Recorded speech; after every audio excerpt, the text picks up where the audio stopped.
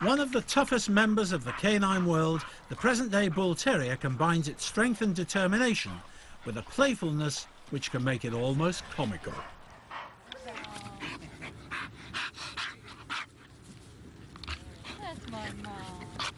Just give them a ball, a frisbee, or anything else they can lock their mighty jaws onto, and a Bull Terrier will keep themselves, and anyone else around, entertained for hours. For those who can keep up, Bull Terriers make great pets. This is Maybelline, a 3-year-old white Bull Terrier, and Sammy, a 6-month-old brindle or coloured Bull Terrier.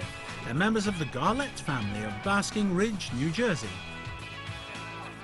Claudia Garlett had a 17-year love affair with the breed before her dream of owning a Bull Terrier came true.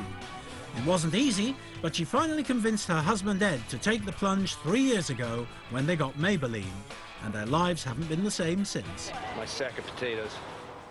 When we first got May, Ed said, we didn't just buy a dog, we joined a cult, because it seems like all the other people we know that own Bull Terriers were all cut from the same cloth.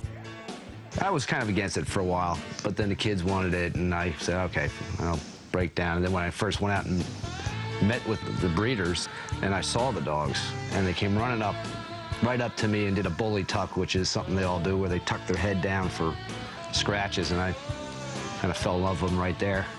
And then we went downstairs and saw May. You know, a lot of people think they're ugly dogs, but they're so ugly they're cute. When I first saw a Bull Terrier, I was wondering if I was looking at a dog or some kind of vermin. I didn't know what they were. I thought either they were like some kind of other animal I didn't know about, or like something like a new species or something. Looks can be deceiving, but one thing is certain. Bull Terriers have a talent for making people fall in love with them. Their playful and easy affectionate nature makes Bull Terriers perfect pets for active families like the Garletts, who are able to give Maybelline and Sammy the kind of attention and supervision that the breed needs. They are a people dog. You have to be with them. They want to be right in, like when I cook in the kitchen, they're underneath your feet and you're climbing over dogs and tripping. Do you have a friend for life? Good girl. They're just the best of the companion breeds, as they say during the shows. What makes him such a great pet is just that he's just so lovable. He likes to play. He runs around a lot. They're not that hard to train. They're very lovable. A Bull Terrier can outlast just about anyone when it comes to playtime. They're inquisitive and ready to join in just about any activity as long as it looks fun. These dogs have created a close bonding atmosphere. We all play together, we exercise together, we love together. They're a true companion breed. Oh, yeah. They're loyal to the end of the earth for you. And that's what they were bred for, to be loyal. And they certainly are. The Bull Terrier has evolved into the people-friendly dog that it is today over the last 150 years. But the Bull Terrier's unique character, its determination and its muscular physique can be traced back to the 18th century, at a time when life had a rougher texture, when dogfights were allowed and well attended. English sportsmen began mating bulldogs with the now extinct white English Terrier. The result was a breed known as the Bull and Terrier, and it was the choice among sportsmen. As fighting dogs, Bull and Terriers had to have extraordinary strength, agility, courage, and of course, great resistance to pain. Because they were bred by and for gentlemen who had a great sense of fair play, Bull and Terriers were taught to defend themselves and their masters, yet were expected to refrain from provoking any conflict. By 1850, the Bull and Terrier had become further refined. It was no longer just a fighting dog. It became known simply as the Bull Terrier. They were really the creation of a single man by the name of James Hinks, who lived in Birmingham, England. And James Hinks was a dog dealer in that he bred dogs and sold them to people who wanted dogs. As chairman of the American Kennel Club, David Merriam knows dogs and Bull Terriers in particular. He's nearly 50 years of experience with the breed. For 3 of those years, he served as president of the Bull Terrier Club of America. To really understand the breed, you have to go back, well back into the the 18th century and into the early part of the 19th century, when in these pre-Victorian times,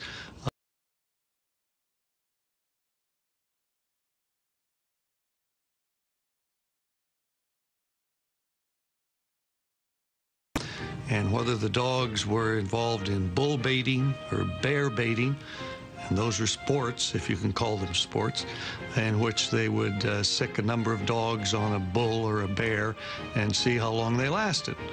And the populace apparently enjoyed that. Among the blood sports also was pit fighting, in which one dog fought another dog. The practice continued into the early 1800s, but gradually its popularity faded. By the time Queen Victoria took the throne in 1840, bull and bear baiting were illegal. In 1859, a significant thing happened in England, and that is they had their first dog show. It was the Birmingham show, a show that still is holding shows today. And so James Hinks began breeding dogs for dog shows and for people as fashionable pets. Within 10 years, these fashionable pets had landed in the United States, and in 1885, the American Kennel Club recognized its first bull terrier. AKC had only been in existence 1 year when they recognized the bull terrier, so it was one of the early dogs that was recognized. The Bull Terrier Club of America came into existence in 1897. And this gave a great impetus to the breed in the terms that they were organized, the breeders were talking to each other, and they began putting on their own shows. So with the strength of the start of the Bull Terriers over here in the club in 1897, the breed was really off and running and became very popular in the very first part of the 20th century. The Bull Terrier Club of America, which recently celebrated its 100th anniversary, is still going strong, with over 800 members, many of whom gather for the breed's premier event, Silverwood. Although the breed is relatively small in numbers, Bull Terrier owners are passionate about their breed, to say the least. Just the mention of Silverwood to any Bull Terrier owner is certain to get a rise out of them. Since its inception in 1970, this annual convention and competition has attracted Bull Terrier owners and their dogs from as far away as Europe, Australia and Japan. Mary Reamer is one of the top breeders and trainers of Bull Terriers in the United States. She's a fixture at Silverwood and just about every other important Bull Terrier show there is. Her dogs have won numerous awards, and in the tradition of the Philadelphia-based Silverwood Kennels that served as the driving force behind this event over 30 years ago, Mary continues to set the standard for the breed. I have been going to Silverwood for approximately 20 years, and it judges the best North American bred dog for the year. When I first started going, there might be an entry of between 50 and 60, and now, this year, I believe the entry was 100 or more. The show has really increased in size since I began. It's really become an international event. The subject of all this adoration comes in a wide range of sizes. Once fully grown, they can weigh in anywhere between 55 and 40 kilos and on average stand about 55 centimeters high. Bull Terriers should be strongly built, muscular, symmetrical and active, with plenty of determination and an intelligent expression. They should have a gentle disposition and be amenable to discipline. Bull Terriers usually exhibit a high degree of animation and individuality in the ring. The Bull Terrier needs to show great character, and there needs to be a clear sense of that comes across. I think the most important thing for me when I'm looking at a dog as a potential show dog is its type. It needs to say Bull Terrier in every sense of the word. What I'm doing with the dog the last half an hour before it goes in the ring is making sure that the coat is looking exactly the way that I want it to, making sure that the dog is feeling confident and up and is feeling connected to me. That's the most important thing, so that when I go in the ring with the dog, he is feeling like being part of my team, and I'm in sync with it as well. And so it's a team effort. It's not just me, it's not just the dog, it's what we do together. She's a great dog trainer and a dog breeder, and really has a knack with the dog and a connection with dogs that goes beyond normal. She can sense how that dog's going to behave and take training steps, and really works with a lot of people across the country to help them train their dogs better. Mary Reamer's home in Pennsylvania could be described as Bull Terrier haven. Her bedrock kennels have produced champion show dogs and many wonderful pets. Mary's love affair with Bull Terriers dates back to her college days, when she and her first Bull Terrier would travel on the subway and attend Boston University classes together. It was then that she recognized the advantage of keeping Bull Terriers. Good girl, Maya. Maya, here. About 2 years ago, Mary's attention was drawn to Sage, a young Bull Terrier that seemed to have a particular spark. She convinced its breeders to let her and a friend Pat Horn work with the dog. Pat's a professional trainer of search and rescue dogs. Even though Bull Terriers are not bred for this type of work, Pat noticed something extraordinary about Sage's character. She convinced Mary to let her see if Sage could be trained to do search and rescue work, even though they both knew the sight of a Bull Terrier rescue dog might raise a few eyebrows. I think that one of the things that we found that was different about Sage was that, like most terriers that would chase squirrels and raccoons, Sage is committed enough to her work that nothing distracts her. She has to be proofed in these areas, and nothing distracts this dog from her work. I've actually seen it happen on actual searches, Mary, where there's been a herd of deer go by, and also the other day we had some birds flush out of a certain area. She looked at them and said, "Oh well, it's not what I'm looking for," and kept going back to work. Search and rescue dogs need to be consummate canine athletes, smart, fit and agile. While search dogs typically come from the sporting, herding and working class breeds, Sage's dedication and resistance to pain enable her to remain at the ready despite an injured paw suffered whilst training. Unlike tracking dogs like the Bloodhound or Labrador, which work off a specific scent article from the missing person, Sage has been trained to search for generic human scent. During our training sessions, it's a lot of hard work, and we'll take a lot of objects and hide them, maybe in rubble or under debris. And that's what happened to her foot this week during one of our training sessions. As she tried to dig out at the source of scent, she actually cut her foot. But for Sage, it doesn't seem to matter whether she's injured or not, because her drive and desire to perform this task override everything. A well-trained air-scenting dog like Sage can play a key role in finding a missing person. One of the things that she'll do is she'll respond to some water searches, in which she did this summer, where she found a 14-year-old boy. What Sage will do is, when she gets to the person or to a source of scent, she will stay there and bark, letting me know that she's found who we've been looking for. Once she does that, she gets her ball, which is her favorite thing. What we want to impress upon these dogs is that the most important person in the world is that person that they're out there to find. We want them intense, focused, and ready to go work, and work until their job is finished. Sage is unique in the world of search and rescue dogs. In fact, she's the only certified search and rescue Bull Terrier known in the United States.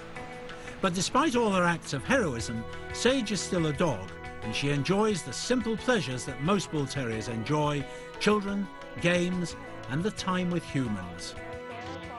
Bull Terriers are wonderful with children, probably because they're much like children, but also because they have very thick skin. And children can tug on their ears and their tails. They can ride them like ponies, and the Bull Terrier doesn't mind at all. In fact, they rather enjoy it. But do exercise caution. As a rule, Bull Terriers require a lot of supervision, especially in the company of smaller children. They're rambunctious dogs, and they think of children as puppies. And if you have a little, say, 4-year-old or 3-year-old, they'll start playing and they could knock the child down. They wouldn't try to hurt a kid, but just the way they play, they're all muscle. And another thing they could do, you gotta be careful, is you see the size of his nose. If you go down to him, that nose will come right up to lick you. Well, I've been cracked in the face with it, and it can hurt.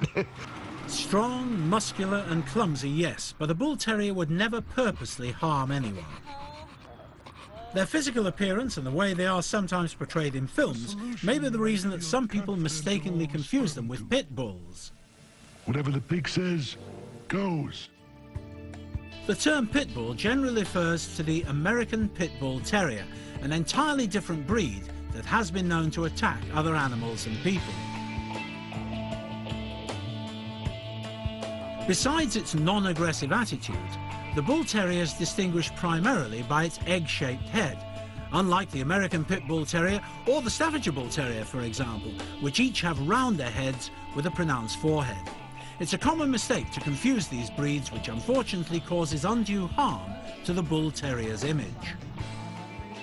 The confusion between pit bulls and bull terriers, it really starts, of course, with the original purpose of the bull terrier, which was a dog-fighting dog, and their natural athleticism lends itself to that. We've worked very hard, of course, to separate ourselves from that image, and for the last 30 years, all the breeders involved in the United States have been selecting to get rid of that dog aggression as best we can. The Bull Terrier should not and does not go out looking to hurt anyone or other dogs.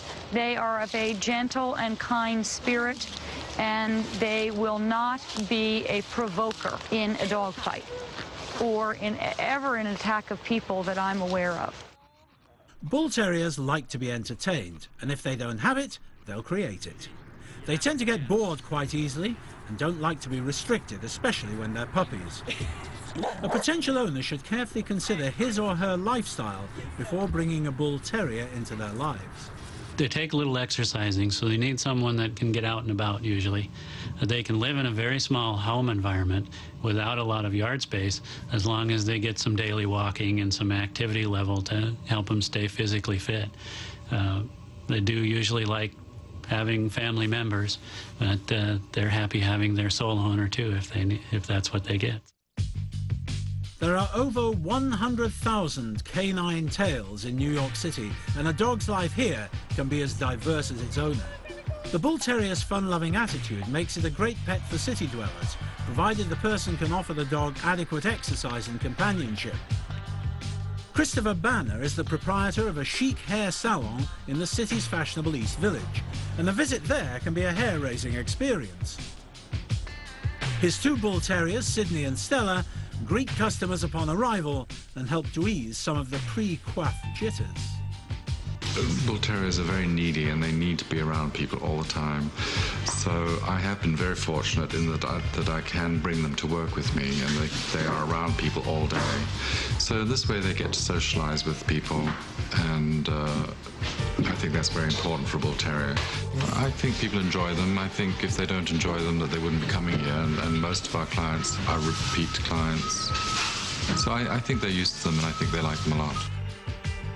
Sydney and Stella have stolen the hearts of many of Christopher Banner's clients, but to the uninitiated, a Bull Terrier's powerful stature can be frightening. Because they're so strong and aggressive looking, I think that frightens people until they meet them, get to know them. They ask you to fall in love with them, I think. You know, they have that kind of way about them. They come up to you and they make you laugh straight away. And I think that's very endearing.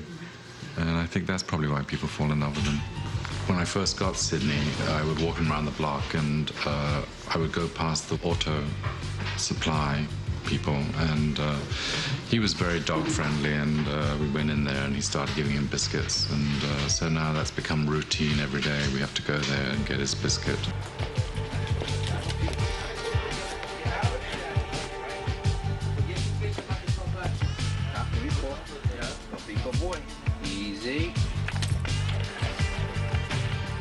Did we mention these dogs are enthusiastic? Party animals might be a better way of putting it. Spuds Mackenzie helped to bring the Bull Terrier into the public's consciousness in the 1980s. But the celebrity of the breed can be traced back much further.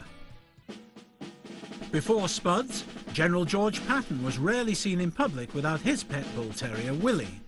In fact, General Patton had 4 Bull Terriers. All were named Willie. Bull Terriers have also had many starring film roles, including Incredible Journey, It's a Dog's Life, and Baxter. And before he made his mark with Edward Scissorhands and Batman, director Tim Burton gave the world a very strange look at a very strange dog with his short film Frankenweenie. So what is it that makes the Bull Terrier such a natural in front of the camera? They make you laugh with the things they get up to, the antics they get up to. They're clown-like. They love to ham it up. They're just really fun dogs. The clowns of the canine world. It's like the class clown in school. She's a feisty little woman. They do make you laugh a lot. The Bull Terrier is a breed like no other. Maybe it's the egg-shaped head, or the way they talk and groan. Perhaps it's their inquisitiveness, an unwitting way of finding mischief. But whatever it is, Bull Terriers are a constant source of entertainment to their owners. And it's no wonder that these fun-loving, responsible and caring people are so passionate about their chosen breed. Well, I always try to help people understand the uniqueness of them, and their appearance is one thing that's usually what attracts people to them. But really, after 28 years of living with them, I probably wouldn't have any other breed, and they're so fun and really so great. They just sit so quietly with you at times, and the rest of the time they're bombing around, making complete idiots of themselves. They're just fun to be with, and they're inquisitive, and they do things that you don't expect they're going to do, and they're a real joy to live with. Everybody's got hectic lives. It's well documented that animals are great to calm people down. And these just happen to be the ones that we find the most calming. Having this animal that loves you so much, and you can walk up to it and hug it, and they hug you back, and they kiss you back. They sit and snuggle with you. You're never going to be lonely with these Bull Terriers. They're devoted to one, you know. They really look out for you and happy to please you. I hope that for the rest of my life, I will have the pleasure of the company of a Bull Terrier.